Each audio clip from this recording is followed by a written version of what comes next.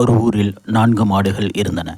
அந்த 4 மாடுகளும் எப்போதும் ஒன்றாகவே பக்கத்தில் இருந்த காட்டிற்கு போய் புல் சாப்பிட்டு விட்டு வரும்.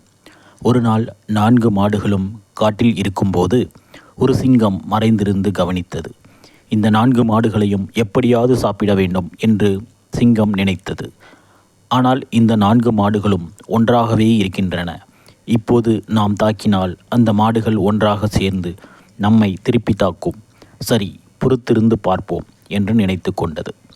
சில நாட்கள் கழித்து அந்த மாடுகள் தங்களுக்குள் சண்டையிட்டு கொண்டன. அவை தனித்தனியாக சென்று புற்களை சாப்பிடத் தொடங்கின.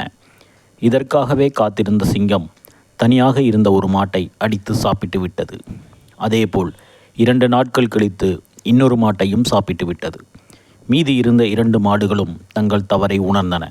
நாம் நமக்குள் சண்டையிட்டு கொண்டதால்தான் இந்த சிங்கம் நமது நண்பர்கள் இருவரை சாப்பிட்டு விட்டது. இனி நாம் நமக்குள் சண்டையிடக்கூடாது என்று முடிவு செய்தன. அடுத்த நாள் சிங்கம் அந்த 2 மாடுகளையும் தாக்க வந்தது. ஆனால் அந்த 2 மாடுகளும் ஒற்றுமையாக இருந்து அந்த சிங்கத்தை விரட்டிவிட்டன. சிங்கம் தப்பித்தால் போதும் என்று பயந்து காட்டுக்குள் ஓடிவிட்டது. ஒற்றுமையே பலம் என்பதை 2 மாடுகளும் உணர்ந்து கொண்டன.